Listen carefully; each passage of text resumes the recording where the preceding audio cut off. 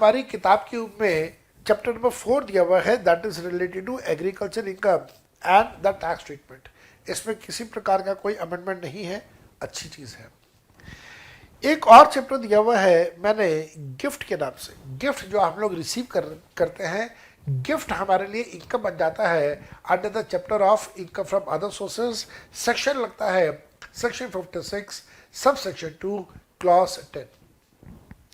Gift में अगर आपको याद हो तो मैंने अलग अलग कैटेगरीज बना के आपको बताया कि गिफ्ट अगर आपको रिलेटिव से मिल रहा है, नॉन रिलेटिव से मिल रहा है तो क्या होगा।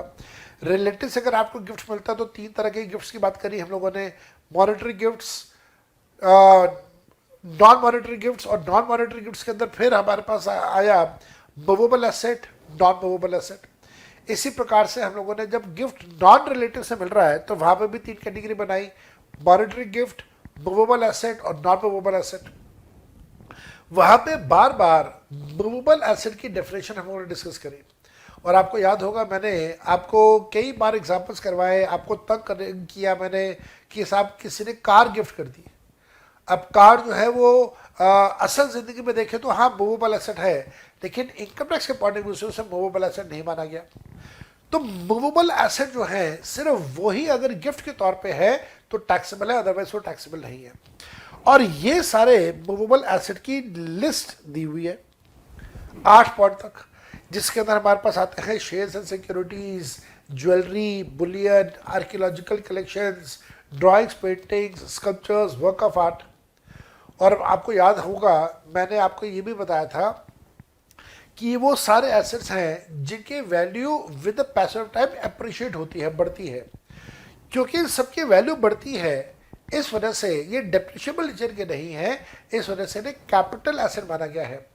कैपिटल गेन में भी यही वाले सारे एसेट्स दिए हुए हैं, पर्सनल इफेक्ट्स अदर दैट, तो ये वाले सारे एसेट्स हैं क्योंकि ये अप्रिशिएबल नेचर के हैं, इस वजह से इनके ऊपर कैपिटल गेन्स भी हम लोग कैलकुलेट करेंगे।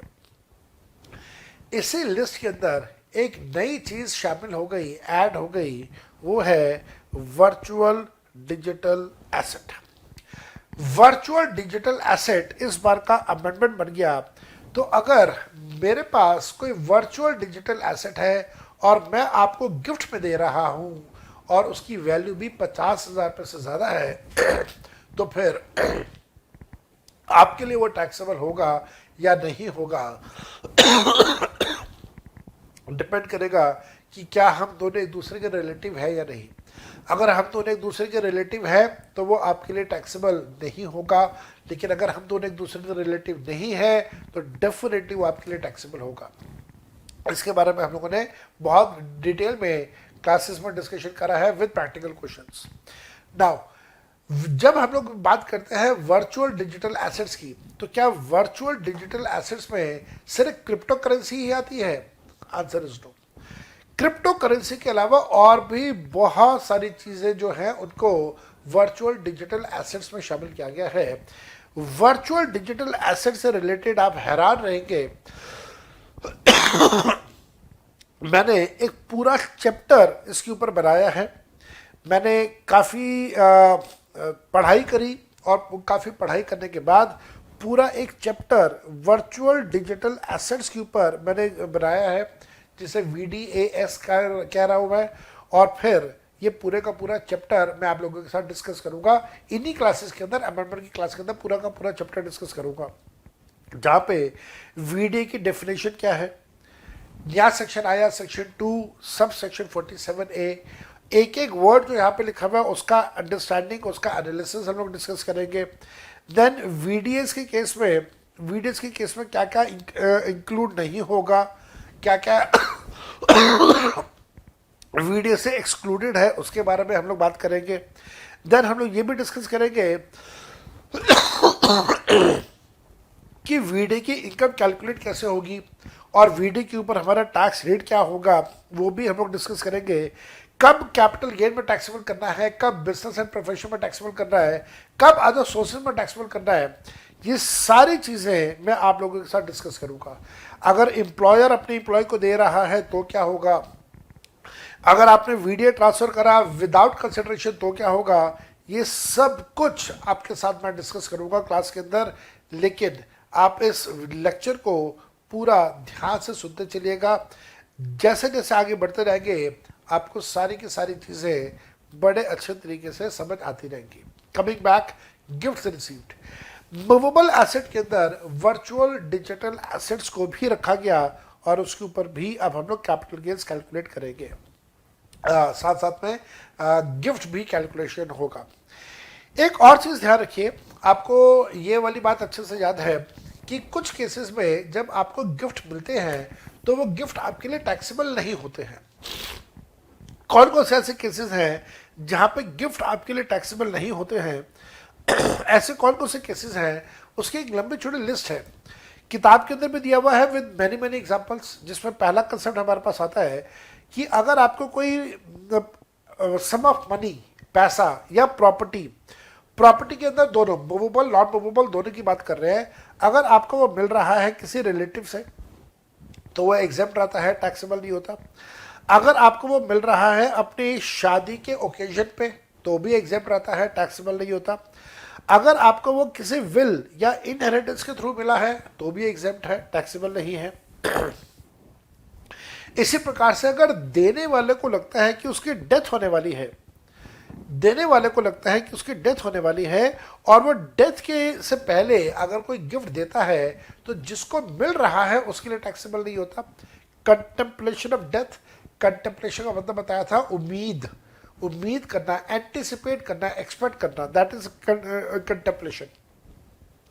इसी प्रकार से हमने डिस्कस किया था कि अगर आपको कोई पैसा लोकल अथॉरिटी से मिलेगा तो वो भी पैसा आपके लिए टैक्सेबल नहीं होगा। देन हम लोगों ने डिस्कस किया था कि भाई अगर आपको कोई पैसा किसी फंड से मिल रहा है, फाउंडेशन से मिल रहा है, यूनिवर्सिटी से मिल रहा है, एजुकेशन इंस्टीट्यूट से मिल रहा है, हॉस्पिटल से मिल रहा है, किसी मेडिकल इंस्टीट्यूशन से मिल रहा है, जो कि सेक्शन 10 सबसेक्शन 23C में मेंशन्ड है, उनसे अगर आपको पैसा मिलेगा तो भी गिफ्ट का पैसा आपके लिए टैक्सेबल नहीं होगा। साथ साथ में आपको ये भी बताया था कि अगर आपको कोई गिफ्ट मिल रहा होगा किसी ट्रस्ट से, ऐसी ट्रस्ट जो सेक्शन 12A, 12AA या 12AB के हिसाब से रजिस्टर्ड है इनकम टैक्स एक्ट के हिसाब से, तो फिर ट्रस्ट से मिलने वाला भी टैक्सेबल नहीं होगा जो भी आपको गिफ्ट मिल रहा है। आप सबको याद होगा यहाँ पे मैंने आपको रियल लाइफ एग्जाम्पल भी दिया था। जब मैं एल्डाइन में प्रवीण शर्मा सर के साथ एसोसिएटेड था तो वहाँ पे एक बार हमें रिक्वेस्ट आया था कि एक CA फाइल का स्टूडेंट है जो बांद्रा में, बॉम्बे के अंदर जो बांद्रा का सेक्टर है वहाँ पे पढ़ेगा, और उसके लिए जो फीस है that will be given by Salman Khan का जो ट्रस्ट है बीइंग ह्यूमन, वो फीस देगा। तो क्या डिस्काउंट्स, क्या कंसेशंस हो सकते हैं। तो वो वाला एग्जाम्पल आपको अच्छे से याद होगा।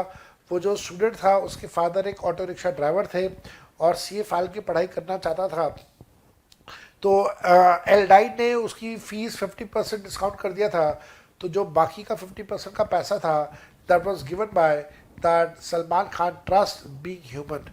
तो ये वही वाला एग्जाम्पल मैंने आपको रिपीट कर दिया। Now coming to the amendment. Amendment क्या है? अमेंडमेंट ये है कि ये जो पॉइंट ऑफ F है, जहाँ पे पैसा किसी फंड से आ रहा है, किसी फाउंडेशन से आ रहा है, किसी यूनिवर्सिटी से आ रहा है, एजुकेशन इंस्टीट्यूट से आ रहा है, हॉस्पिटल से आ रहा है, या पैसा जो आ रहा है या जो गिफ्ट है इनफैक्ट वो किसी चैरिटेबल ट्रस्ट से आ रहा है, तो पॉइंट F और पॉइंट G से अगर आपको कोई गिफ्ट मिल रहा है तो वो गिफ्ट का पैसा एग्जेम्प्ट नहीं होगा अगर कुछ शर्तें पूरी ना हुई तो। अगर शर्तें पूरी हो जाती है तो एग्जेम्प्ट रहेगा, अगर वो शर्तें पूरी नहीं हुई तो वो टैक्सेबल हो जाएगा। अब ये जो शर्तें हैं, ये शर्तें पॉइंट F और पॉइंट G वाले सिचुएशंस में अप्लाई होंगी। क्या क्या है शर्तें, आओ जरा ध्यान से देखेंगे। पहला, the author of the trust और the founder of the institution. मैं एक बार पूरा पढ़ देता हूँ, ज़्यादा अच्छा रहेगा। The exemption which is given in point F and point G। तो जो हम लोग कहते हैं ना कि भाई अगर आपको सलमान खान की ट्रस्ट बीइंग ह्यूमन से आपको कोई गिफ्ट मिला तो आपके लिए एग्जेम्प्ट रहेगा, टैक्सेबल नहीं होगा। अब वो कहता है कि एग्जेम्पशन जो पॉइंट F का है और जो पॉइंट G का एग्जेम्पशन है will not be given, exemption नहीं दिया जाएगा टू द रिसीवर, जिसको वो गिफ्ट मिल रहा है उसके लिए एग्जेम्प्ट नहीं होगा, उसके लिए टैक्सेबल करेंगे इफ द रिसीवर इज, अगर रिसीव करने वाला इनमें से कोई एक व्यक्ति है तो जो भी वो गिफ्ट रिसीव करेगा उस गिफ्ट पे एग्जेम्पशन नहीं देंगे, वो गिफ्ट हम लोग टैक्सेबल करेंगे। किसकी बात हो रही है? रिसीव करने वाला is the author of the trust और is the founder of the institution, author of the trust. अब यहां पे क्वेश्चन आ गया साहब ये ऑथर ऑफ द ट्रस्ट क्या बला होती है? तो मेरे बेटा ध्यान रखिएगा, ट्रस्ट के अंदर हमेशा 3 प्रकार के लोग होते हैं। जब कभी भी हम लोग ट्रस्ट की बात करते हैं तो ट्रस्ट के अंदर हमेशा 3 प्रकार के लोग होते हैं। उदाहरण देके बात को समझाता हूं। मान लीजिए मेरे पास अपना एक मकान है, मैं कौन हूं भाई? मैं हूं JSJ जसप्रीत सिंह जौहर। मैंने क्या किया, मैंने आपके नाम पे आपको आपके ऊपर विश्वास दिखाया और मैंने आपको कहा कि साहब ये जो मेरा मकान है इस मेरे मकान को आप किराए पे दे देना और यहाँ से जो भी रेंटल इनकम आती होगी उस रेंटल इनकम को आप इस्तेमाल करना गरीब लोगों के खाने पीने के लिए, जनरल पब्लिक के खाने पीने के लिए। तो हर महीने आपको किराया मिलेगा मेरी प्रॉपर्टी से आपको हर महीने किराया मिलेगा। जो भी किराया होगा वो किराए का पैसा इस्तेमाल करके गरीबों में खाना पीना डिस्ट्रीब्यूट कर देना। नाउ मैंने अपनी प्रॉपर्टी की रेंटल इनकम को आपके नाम पे ट्रांसफर करा, आपके ऊपर विश्वास दिखाया। तो जब मैंने आपके ऊपर विश्वास दिखाया तो फिर इस पूरे कंसेप्ट को हम लोग ने क्या नाम दिया? ट्रस्ट। ट्रस्ट का मतलब विश्वास। तो मैंने आपके ऊपर विश्वास दिखाया। जिसने ये ट्रस्ट बनाई, जिसने ये ट्रस्ट दिखाया उसको हम लोग बोलते हैं ऑथर। तो मैंने विश्वास दिखाया आपके ऊपर तो मैं क्या बन गया? Author of this trust. मैंने आपके ऊपर विश्वास दिखाया तो आप बन गए ट्रस्टी। मैंने आपके ऊपर विश्वास दिखाया, you are a trustee. I am the author, you are the trustee. और आपने इसका सारा का सारा पैसा यूज किसके लिए करना है? पब्लिक के लिए करना है। तो ये बन गए बेनिफिशियरी, तो मेरे बेटा ध्यान रखिएगा, किसी भी ट्रस्ट में 3 लोगों का होना जरूरी होता है। एक होता है ऑथर, एक होता है ट्रस्टी और तीसरा होता है बेनिफिशियरी। अब यहां पे ये कहा गया कि साहब मान लो ऑथर जो है वो ही बेनिफिशियरी बन जाए। अगर ऑथर जो है वो ही बेनिफिशियरी बन जाए तो फिर ऐसे सिचुएशन में जो भी ट्रस्ट से पैसा मिल रहा होगा वो टैक्सेबल होगा, उसमें एग्जेम्पशन नहीं मिलेगा। दोबारा से पढ़िए। The exemption of point number F and point number G above will not be given to the receiver if receiver को exemption नहीं मिलेगा if the author of the trust or the founder of the institution। इसका मतलब जो receive कर रहा है, जो बेनिफिशियरी है, वो बेनिफिशियरी ऑथर भी है। So if the author of the trust and the beneficiary of the trust are the same persons, तो गवर्नमेंट का एग्जेम्पशन नहीं देंगे, टैक्सेबल करेंगे। इसी प्रकार से एनी पर्सन जो जिसको मिल रहा है, जो रिसीव कर रहा है, any person who has a substantial contribution to the trust और to the institution, that is to say any person whose contribution up to the end of the financial year exceeds 50,000 रुपये। तो किसी एक व्यक्ति ने ट्रस्ट को पैसा दान में दिया, जिसने पैसा दान में दिया उसने 50,000 रुपये से ज्यादा का पैसा दान में दिया। अब क्योंकि पैसा 50,000 से ज्यादा का दान में दिया और अब वो ही इसका बेनिफिशियरी बन जाए, ट्रस्ट का बेनिफिशियरी बन जाए, तो फिर से सरकार ने कहा हम आपको एग्जम्पशन नहीं देंगे, हम वो पैसा जो आपको गिफ्ट के तौर पे मिल रहा होगा वो हम लोग टैक्सेबल करेंगे। तो याद रखिएगा यहाँ पे रिसीवर का मतलब बेनिफिशियरी। तो बेनिफिशियरी अगर ऑथर है,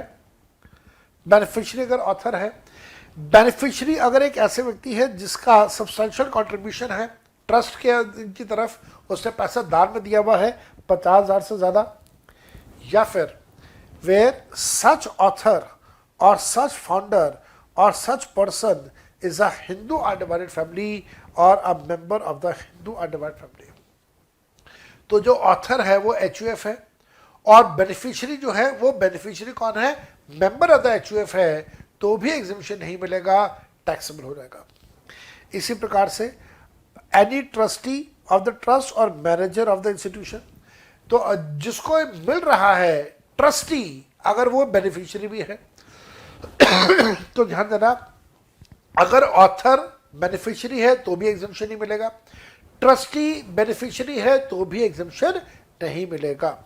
इसी प्रकार से any relative of such author, founder, person, member, trustee, manager who are mentioned above, या फिर received by any concern in which any person referred to above in clause 1, 2, 3, 4, 5 has a substantial interest। तो मतलब अगर किसी दूसरी organisation को पैसा मिल रहा है या कोई गिफ्ट मिल रहा है तो फिर वहां पे उसको भी एग्जम्पशन नहीं देंगे अगर पर्सन 1, 2, 3, 4, 5 के अंदर जो पर्सन मेंशन्ड है अगर उनका सब्सटेंशियल इंटरेस्ट है तो इसके अंदर जो अमेंडमेंट है, मेन अमेंडमेंट जो वो है वो ये है, आपके जो याद रखना है वो ये है कि अगर ट्रस्ट कोई गिफ्ट दे रही है, सलमान खान की ट्रस्ट है बीइंग ह्यूमन, गिफ्ट दे रही है, लेने वाला बेनिफिशियरी जो है वो बेनिफिशियरी ऑथर है, मतलब बीइंग ह्यूमन ने कोई गिफ्ट दिया सलमान खान को, अब सलमान खान कौन है, वो तो ऑथर है, तो ट्रस्ट बनाई भी सलमान खान ने, अब बेनिफिशियरी भी सलमान खान बन गया, तो फिर एग्जम्पशन नहीं मिलेगा, वो टैक्सेबल होगा। या फिर जो बीइंग ह्यूमन को ऑपरेट करने वाले ट्रस्टीज हैं, अगर ट्रस्टी ही बेनिफिशियरी बन गया तो भी एग्जम्पशन नहीं मिलेगा, तो भी टैक्सेबल होगा। ये मेन बात है याद रखने वाली। उसके अलावा कुछ और बातें भी लिखी हुई है जो मैंने आपके साथ डिस्कस कर दिया है। तो गिफ्ट के अंदर ये अमेंडमेंट है, मेजर अमेंडमेंट है, करके जाना छोड़ना नहीं है आपने। This is also a major amendment, ये भी मेजर अमेंडमेंट है VDA वाला, और जो ये वाला एग्जिबिशंस की बात कर रहे हैं ये भी मेजर अमेंडमेंट है। अच्छा, इसके साथ साथ में गिफ्ट से रिलेटेड हमारे पास दो कंसेप्ट और हैं। आप सबको बहुत अच्छे से याद है, हम लोगों ने कंसेप्ट ये वाला भी किया हुआ है, पॉइंट नंबर H वाला, कि अगर आपके पास कोई एसेट अगर आपको मिल रहा है, कोई मनी अगर आपको मिल रहा है, some money because of a transfer under section number 47। अब सेक्शन 47 कैपिटल गेन्स का सेक्शन है, तो अगर सेक्शन 47 के ट्रांसफर की वजह से अगर आपको कुछ मिल रहा है तो वो भी हम लोग टैक्सेबल नहीं करते, उसको भी हम लोग एग्जेम्प्ट रखते हैं।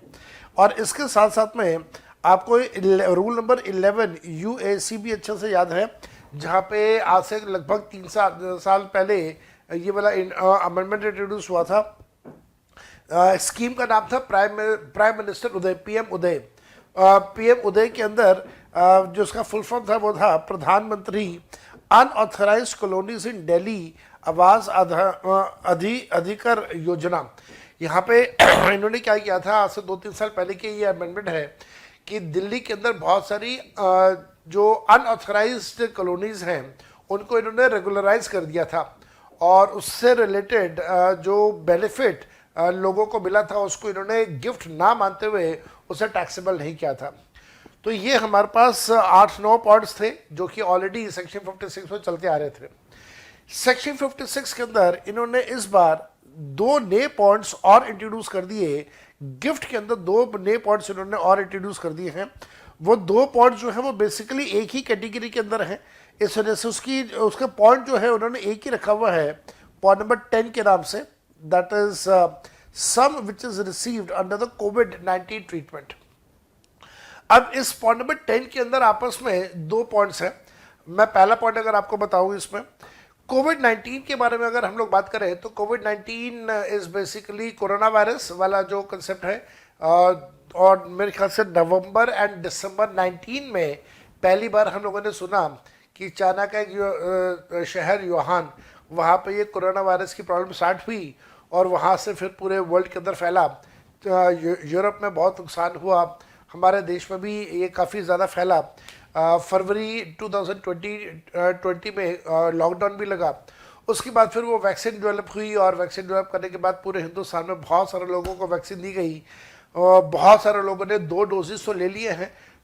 जो थर्ड डोज है, बूस्टर डोज है, वो बहुत सारे लोगों का पेंडिंग है।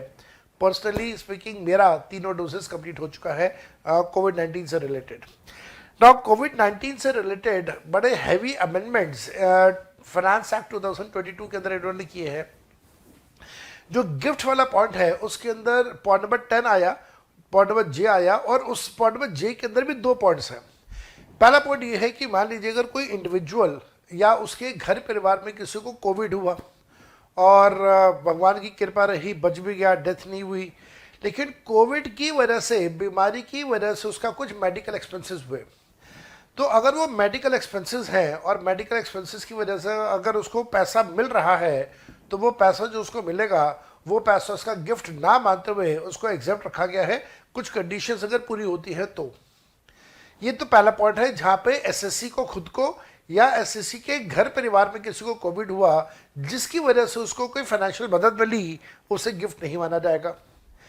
इसके अंदर दूसरा एक पॉइंट और आया कि मान लीजिए अगर एसएससी की डेथ हो जाती है, अगर एसएससी की डेथ हो जाती है और उसके घर परिवार वालों को अगर उसकी डेथ के बाद पैसा मिलता है, जैसे मैं अगर अपने घर की बात करूं, मेरी मेरी भुआ जी की डेथ हो गई थी कोविड की वजह से, जो अप्रैल में सेकेंड वेव आई थी अप्रैल 21 में। तो अप्रैल 21 की वेव में मेरी भुआ जी की डेथ हो गई थी और मेरी भुआ जी की डेथ के बाद मेरे भुआ जी का बेटा, दैट इज जो मेरा फर्स्ट कज़न है, उसको दिल्ली गवर्नमेंट की तरफ से 50,000 रुपये का अमाउंट मिला है। तो ये जो 50,000 रुपये मिल रहा है एक व्यक्ति की डेथ के बाद, कोविड की वजह से डेथ के बाद जो 50,000 रुपये मिल रहा है दिल्ली गवर्नमेंट से, क्या ये पैसा टैक्सेबल होगा, ये पैसा टैक्सेबल नहीं होगा, ये भी इन्होंने इस अमेंडमेंट के साथ इंट्रोड्यूस करा concept.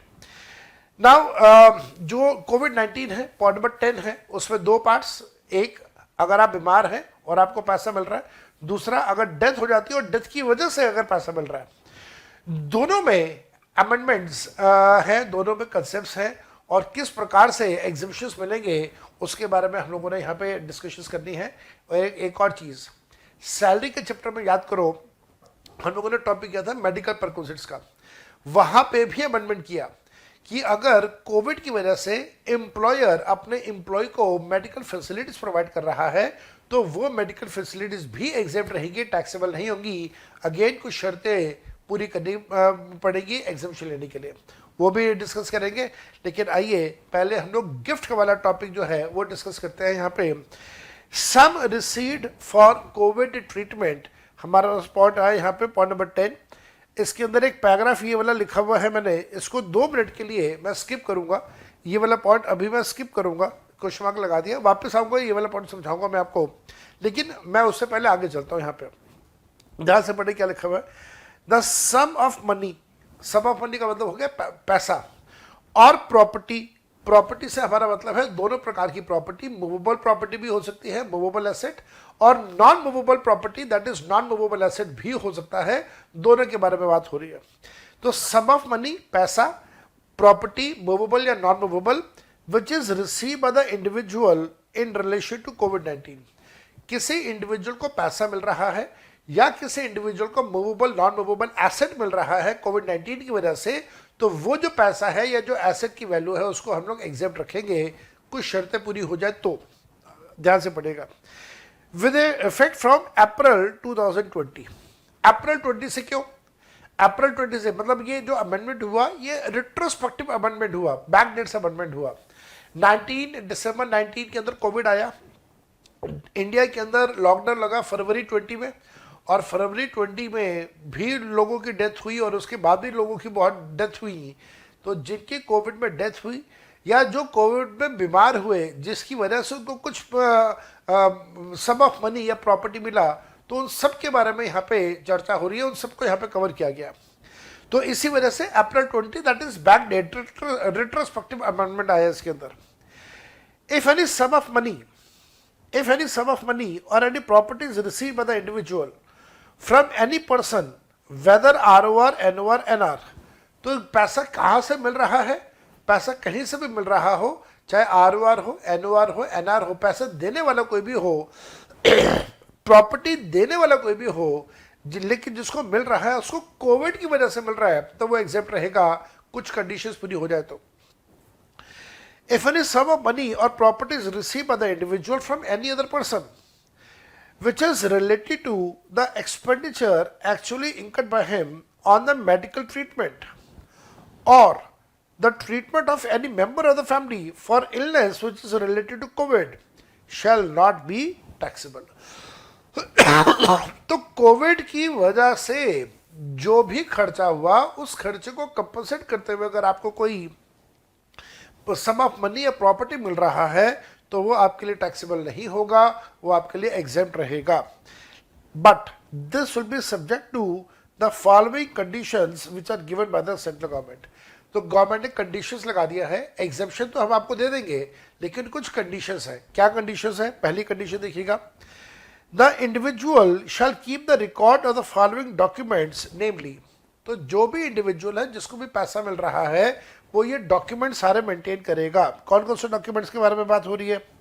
Point 1, the covid positive report. तो जो भी जब कभी भी आपने कोविड की अपनी टेस्टिंग करवाई तो उसकी रिपोर्ट आती है, वो रिपोर्ट आपको संभाल के रखनी है, कोविड पॉजिटिव रिपोर्ट आपने संभाल के रखनी है। कोविड-19 positive report of the individual और हिज फैमिली मेंबर, तो जो भी व्यक्ति बीमार है उसकी आपने ये रिपोर्ट संभाल के रखनी है। और a medical report if clinically determined to be COVID positive through a investigation in a hospital or any inpatient facility by treating physician for a person so admitted। कहने का मतलब ये हुआ कि अगर आप अस्पताल में कोई व्यक्ति एडमिट हुआ तो अस्पताल वालों ने जो अपनी इन्वेस्टिगेशंस करी, अस्पताल वालों ने जो अपने उन्होंने टेस्टिंग करी उसकी रिपोर्ट संभाल के रखिए। मान लीजिए अस्पताल में एडमिट नहीं हुए, अदरवाइज आपने कोविड पॉजिटिव का टेस्ट करवाया और उसकी आपको रिपोर्ट मिली तो वो रिपोर्ट आप संभाल के रखिए। तो ये पहला पॉइंट है, रिपोर्ट संभाल के रखनी है। दूसरा, all necessary documents of the medical diagnosis. तो मेडिकल डायग्नोसिस का मतलब हो गया जो भी इलाज आपको दिया गया, जो भी आपकी प्रॉब्लम ढूंढी गई और उसकी बेसिस के ऊपर आपको इलाज दिया गया, उसके सारे के सारे डॉक्यूमेंट संभाल के रखने हैं। All necessary documents of the medical diagnosis or the treatment of the individual or his family members due to COVID-19 or illness related to COVID-19। तो COVID-19 हो या COVID-19 की वजह से कोई और बीमारी आई हो। आपको याद होगा हम लोगों ने बहुत बार टीवी में सुना एक ब्लैक फंगस के बारे में कि COVID-19 से जो लोग ठीक हो गए उनको ब्लैक फंगस हो गया, कोविड-19 की वजह से जो लोग ठीक हो गए उनको बाद उनको हार्ट अटैक्स आ गए।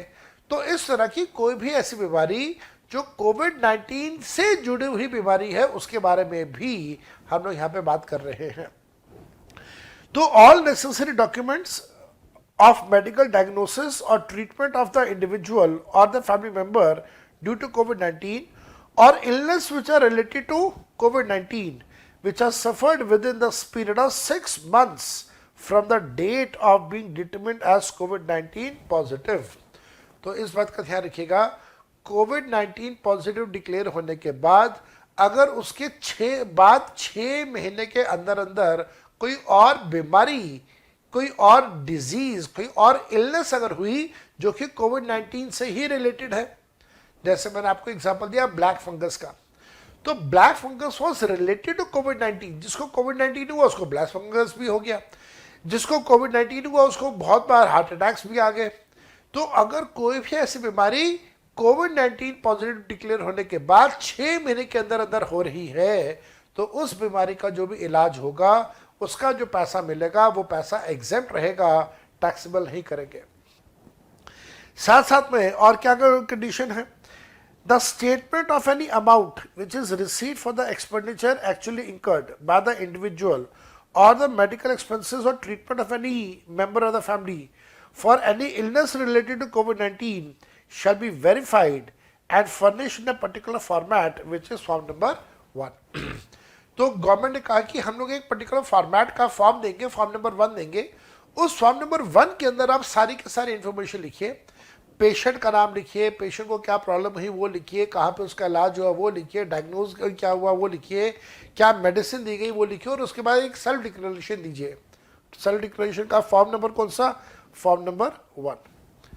इसके साथ साथ में जो भी आपको पैसा मिला, amount received in any financial year, किसी भी ईयर में अगर आपको कोई पैसा मिला है बीमारी से रिलेटेड, तो उसकी इंफॉर्मेशन भी आपको एक पर्टिकुलर फॉर्मेट फॉर्म नंबर 1 के अंदर इनकम टैक्स डिपार्टमेंट को, असेसिंग ऑफिसर को इन्फॉर्म करना होगा.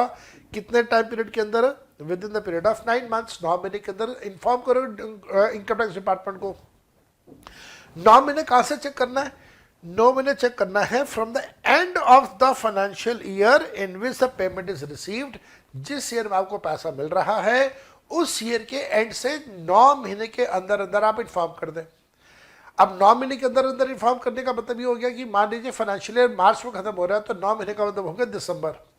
तो दिसंबर तक आप इन्फॉर्म कर दें. दिसंबर इस वजह से क्योंकि बिलेटेड रिटर्न फाइल करने का टाइम पीरियड भी दिसंबर का, रिवाइज रिटर्न फाइल करने का टाइम पीरियड भी दिसंबर का, तो इनको लगा कि हाँ दिसंबर का एक कट ऑफ पीरियड बना देते हैं, दिसंबर तक आप डिपार्टमेंट को इन्फॉर्म कर दें और हम आपका पैसा एग्जाम कर देंगे. या फिर December 2022 whichever is letter.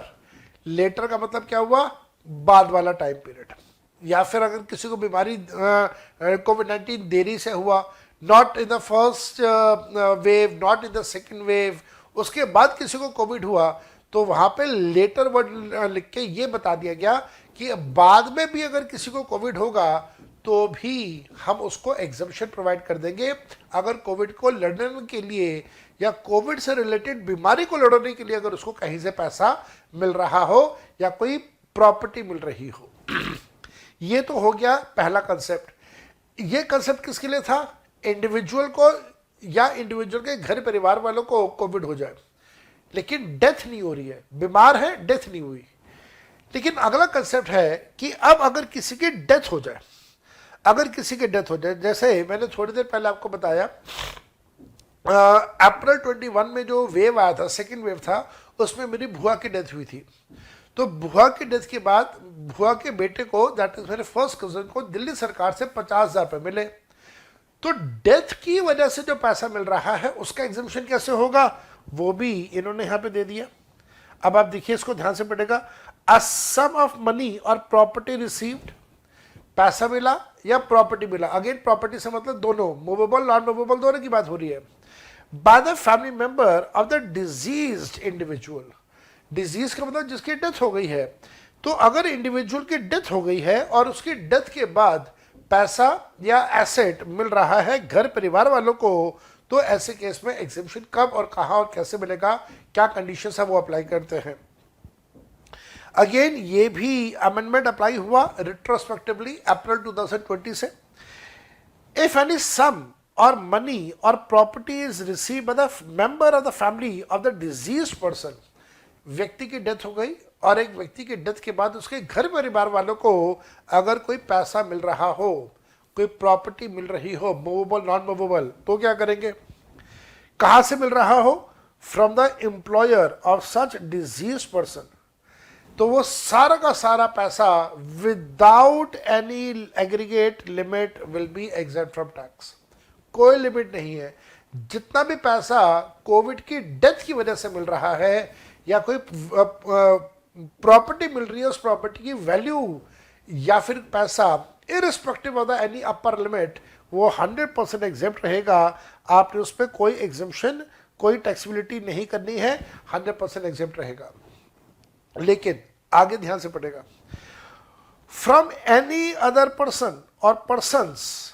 मैंने अब यहाँ पे जैसे आपको एग्जांपल दिया था दिल्ली गवर्नमेंट का, तो मेरे कजन को, मेरे बुआ के बेटे को दिल्ली गवर्नमेंट से 50,000 रुपये मिले. तो दिल्ली गवर्नमेंट कौन से केस में आ गया?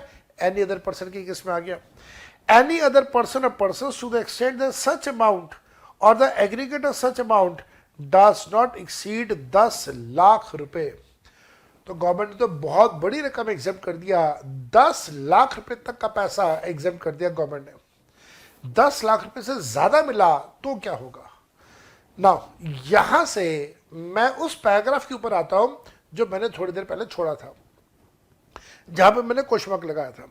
देखिएगा, मैंने इस पैराग्राफ के अंदर आपको यह कहा कि जो हमारे पास इनकम की डेफिनेशन है सेक्शन 2 क्लॉज 24 में, वो इंक्लूसिव डेफिनेशन है। इंक्लूसिव का मतलब ये हो गया कि अगर कुछ चीज इनकम की डेफिनेशन में नहीं लिखा हुआ तो भी उसे इनकम मान के हम लोग टैक्सेबल कर सकते हैं। लेकिन एट द सेम टाइम ये ध्यान रखिएगा, जो भी आप इनकम मानेंगे वो रेवेन्यू नेचर का होना चाहिए, रेवेन्यू रिसिप्ट होना चाहिए, कैपिटल रिसिप्ट नहीं होना चाहिए। अनटिल अनलेस कैपिटल रिसिप्ट को गवर्नमेंट ने ही टैक्सेबल कर दिया हो।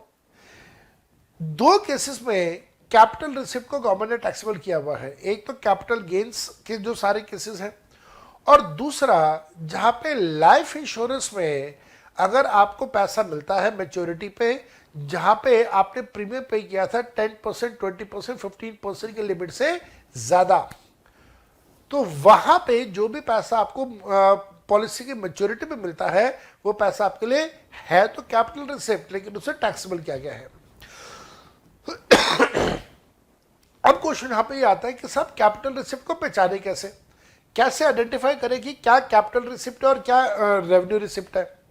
तो भाई मेरे पास उसका एक बड़ा सिंपल सा तरीका है, वो ये है कि कहीं पे भी अगर आपका कोई सोर्स ऑफ इनकम खत्म होता है और सोर्स ऑफ इनकम के खत्म होने के बदले में अगर आपको कुछ पैसा मिलता है तो उससे हम लोग बोलते हैं capital receipt. That is called as a capital receipt. तो मेरा तरीका तो ये है कि that is called as a capital receipt. Now इसके अलावा बाकी सब कुछ जो है वो आपका रेवेन्यू रिसिप्ट है। मेरी अंडरस्टैंडिंग तो सब्जेक्ट की ये बनती है। अब आप समझिए कि मेरी बुआ की डेथ हो गई, तो दैट मीन्स घर का एक कमाने वाला व्यक्ति उसकी डेथ हो गई। ऐसे केस में there is a loss of source of income. When there is a loss of source of income और उसकी वजह से जो पैसा मिलता है वो कैपिटल रिसिप्ट कहलाता है। तो इसका मतलब ये हो गया कि हमारी भारत सरकार ने ये माना कि 10 लाख रुपए तक का जो पैसा होगा वो कैपिटल रिसिप्ट माना जाएगा, उसके ऊपर हम लोग टैक्स चार्ज नहीं करेंगे।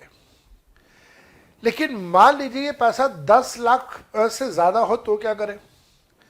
मान लीजिए ये पैसा 10,45,000 पे हो तो क्या करें? अगर ये 10,45,000 रुपए है तो आपने क्या करना है कि 10,45,000 में से 10 लाख रुपीज तो कैपिटल रिसिप्ट है, उसको तो आप छोड़ दीजिए, वो तो इनकम ही नहीं है। बाकी बचा 45,000 रुपीज। अब ये जो बाकी का 45,000 रुपीज बच रहा है ये आपके गिफ्ट के प्रोविजंस में कवर होगा, क्योंकि ये पैसा आपको नॉन रिलेटिव से मिल रहा है और अमाउंट 50,000 से कम का है तो ये भी एग्जेप्ट हो जाएगा। मान लो अगर 11 लाख हो तो क्या करें? अगर 11 लाख हो तो क्या करें? 10 लाख रुपीज को हटा दो, being a capital receipt not to be taxed. बाकी कितना बचा? 1 लाख रुपीज। इसका क्या करें? ये 1 लाख रुपीज जो है 50,000 से ज्यादा है और नॉन रिलेटिव से मिल रहा है तो ये 1 लाख रुपीज टैक्सेबल हो जाएगा as the income of gift under section 56 subsection 2। मेरी अंडरस्टैंडिंग तो ये है और इसी अंडरस्टैंडिंग के बेसिस के ऊपर मैंने ये वाला पैराग्राफ आपको यहाँ पे दिया हुआ है। अब आप इस पैराग्राफ को पढ़ेंगे तो आपको बात समझ आएगी। आइए अच्छे से पढ़ते हैं, समझदारी वाली बातें करेंगे। Section 2 clause 24 gives an inclusive definition to the term income. Income की inclusive definition है। Section 2 clause 24 sub clause 17A covers any sum of money or value of the property under section 56 subsection 2 clause 10. That means section 2 clause 24 के अंदर ये भी कहा गया है कि गिफ्ट को हम लोग इनकम मानेंगे। कौन सा गिफ्ट? जो सेक्शन 56 सबसेक्शन 2 क्लॉज 10 का गिफ्ट होगा उसे इनकम मानेंगे। ये बात सेक्शन 2 क्लॉज 24 में लिखी गई है। If any receipt has been excluded from gift, कोई भी पैसा अगर गिफ्ट की कैटेगरी से ही बाहर कर दिया, सेक्शन 56 सबसेक्शन 2 क्लॉज 10 की गिफ्ट से ही बाहर कर दिया, If any receipt has been excluded from gift, it also gets excluded from the definition of income. अगर वो गिफ्ट से बाहर हुआ तो इनकम से भी बाहर हो गया. Thus, such sum will be considered as a capital receipt and it will not be an exempt income.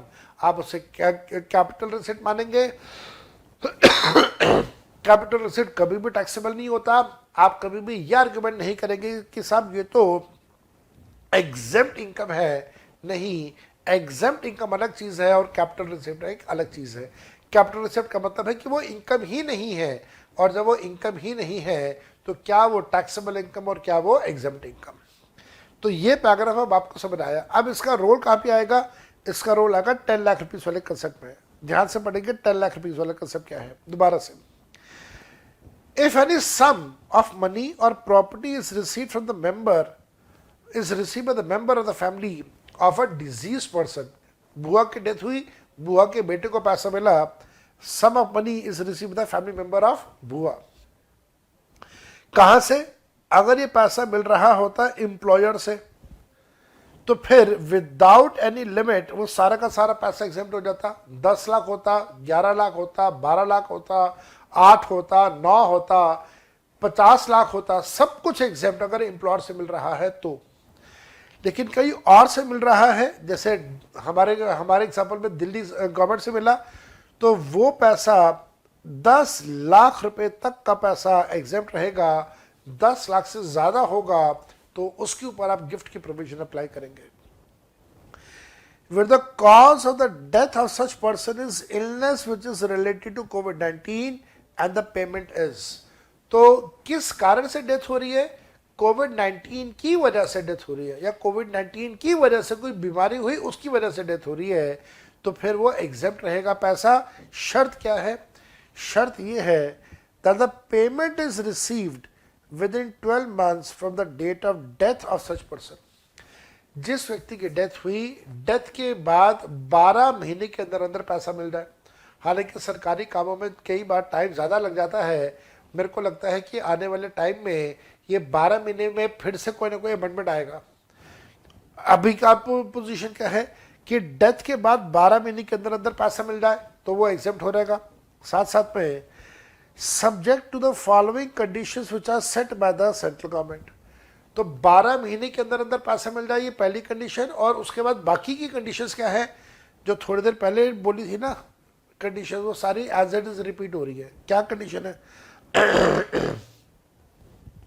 The death of the individual should be within the period of 6 months from the date of testing positive or from the date of being clinically determined as COVID positive case for which any sum of money has been received by the member of the family. तो death कब हो? 6 महीने के अंदर अंदर हो. कहां से 6 महीने? जब कोविड-19 पॉजिटिव का पता चला उसके बाद 6 महीने के अंदर अंदर डेथ हो जाए, और डेथ के बाद 12 महीने के अंदर अंदर पैसा मिल जाए तो वो पैसा एग्जेम्प्ट रहेगा, टैक्सेबल नहीं होगा. 10 लाख रुपए तक तो वैसी कैपिटल रिसिप्ट है. 10 लाख के बाद गिफ्ट की प्रोविजन आप अप्लाई करेंगे. The family member of the individual shall keep the records of the following documents. अब रिकॉर्ड भी मेंटेन करने हैं. कौन कौन से रिकॉर्ड्स मेंटेन करना है? कोविड-19 पॉजिटिव टेस्ट रिपोर्ट, जो कोविड-19 पॉजिटिव हुआ उसकी रिपोर्ट संभाल के रखिए. अगर अस्पताल में एडमिट हुए थे, तो अस्पताल वालों ने कोविड-19 की रिपोर्ट दी होगी, वो संभाल के रखिए. इसी प्रकार से अब मेडिकल रिपोर्ट और death certificate which is issued by the medical practitioner, doctor ने कोई डेथ सर्टिफिकेट इशू किया होगा, मेडिकल रिपोर्ट इशू किया होगा, वो संभाल के रखिए. और the government civil registration office, जैसे हमारे दिल्ली के अंदर एमसीडी की तरफ से डेथ सर्टिफिकेट इशू होता है, तो जो दिल्ली गवर्नमेंट की तरफ से या एमसीडी की तरफ से जो डेथ सर्टिफिकेट इशू हुआ वो संभाल के रखिए. in which it is stated that death of a person is related to coronavirus disease, that is COVID-19. हालांकि बहुत कम केसेस हैं जहां पे इन्होंने डेथ सर्टिफिकेट में मेंशन किया कि कोविड-19 की डिजीज की वजह से डेथ हुई. बहुत कम केसेस हैं, लेकिन ऐसे केसेस हैं. और वहां पे पैसा भी मिला है दिल्ली सरकार की तरफ से.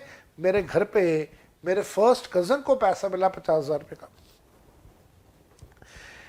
The statement or any sum of money which is received by the member of the family of the deceased person from the employer of the deceased person or from any other person on account of death due to COVID shall be verified and furnished in the prescribed format which is Form A. सीधी सीधी सी बात भाई, जिस व्यक्ति की death हो गई उसके बाद उसके घर परिवार वाले को जो पैसा मिल रहा है उस पैसे की डिटेल्स जो है या उससे रिलेटेड बाकी की जो फॉर्मेलिटीज हैं वो सारी कंप्लीट करनी है। एक फॉर्मेट होगा फॉर्म नंबर ए, उसको भरना है और भर के आपने आगे वो वाला सबमिट करना है। इसके साथ साथ में आपको डिटेल्स भी सबमिट करनी होंगी। In the financial year shall be furnished in a prescribed format Form A to the assessing officer within the period of 9 months from the end of the financial year or 31st December 2022 whichever is later। ये वही condition जो पहले वाली हम लोगों ने करी थी कि आपने असेसिंग ऑफिसर को इनकम टैक्स डिपार्टमेंट को भी इन्फॉर्म करना है कि साहब मेरे को ये पैसा मिला है। कब इन्फॉर्म करना है? जिस फाइनेंशियल ईयर में मिला उस फाइनेंशियल ईयर के बाद 9 महीने के अंदर अंदर इन्फॉर्म कर दो, subject to 31st December 2022 whichever is later। मैंने आपको बताया लेटर वर्ड लगा के गवर्नमेंट ने क्या कर दिया, लेटर वर्ड लगा के गवर्नमेंट ने ये कर दिया कि साहब अगर किसी को कोविड-19 फर्स्ट वेव सेकेंड वेव के बाद भी अगर किसी की डेथ हुई है तो भी उसको ये वाला बेनिफिट दे दिया जाएगा। जब हम लोग कहते हैं कि व्यक्ति के परिवार में किसी की डेथ हो तो परिवार का मतलब क्या? जैसे मेरी बुआ की डेथ हुई तो क्या मैं अपनी बुआ के लिए एग्जम्पशन क्लेम कर सकता हूं? Answer is no. तो फैमिली मेंबर में कौन कौन आएगा उसके लिए इन्होंने फैमिली की डेफिनेशन यहां पे दी है। फैमिली की डेफिनेशन जो नॉर्मली हम लोग गिफ्ट के केस में पढ़ते हैं वो वाली डेफिनेशन अप्लाई नहीं होगी यहाँ पे। यहाँ पे फैमिली की एक अलग डेफिनेशन दे दी इन्होंने। फैमिली का मतलब होगा spouse and children of the individual. Spouse का मतलब द बेटर हाफ, पति या पत्नी, और बच्चे। तो पति या पत्नी, बच्चे चाहे डिपेंडेंट है चाहे डिपेंडेंट नहीं है वो फैमिली का पार्ट बन गए। इसके अलावा पेरेंट्स, माता पिता, ब्रदर्स एंड सिस्टर्स, भाई और बहन of the individual who are wholly और mainly dependent upon that individual, जो उस इंडिविजुअल के ऊपर मेनली डिपेंडेंट है उनके बारे में भी हम लोग यहाँ पे बात कर रहे हैं। मैंने अपनी तरफ से आपको कुछ बातें यहाँ पे लिख के दी हैं, ऑथर्स कमेंट मैंने आपको दिया है। Any sum which is received above 10 lakh rupees should be taxable as income from other sources under section 56 subsection 2 clause 10। तो 10 लाख रुपए तक तो वैसे ही सारा छोड़ देना, 10 लाख के बाद जो होगा एक्स्ट्रा पैसा उसके ऊपर आप गिफ्ट की प्रोविजन अप्लाई करेंगे। कैसे? ध्यान से देखिएगा। A family member of a deceased employee received 10,45,000 rupees from his friends. Now, out of this 10 lakh rupees would be the capital receipt and thus it is not to be taxed. Balance amount is less than 50,000 rupees per annum in aggregate, which is exempt under section 56 subsection 2 clause 10. What about 11 lakh rupees? अगर 11 lakh rupees होता तो 10 लाख रुपए को छोड़ देते, बाकी का 1 लाख रुपए का पैसा हम लोग टैक्सेबल कर देते। तो ये एक अमेंडमेंट जो गिफ्ट से रिलेटेड है और काफी जरूरी था वो मैंने आपके साथ यहाँ पे डिस्कस करा। इसके साथ साथ में अमेंडमेंट आया डिविडेंड्स में। तो कोई अमेंडमेंट नहीं है, डिविडेंड्स इज प्लेन, बिल्कुल सीधा सीधा सा चैप्टर है, इसमें कोई अमेंडमेंट नहीं है।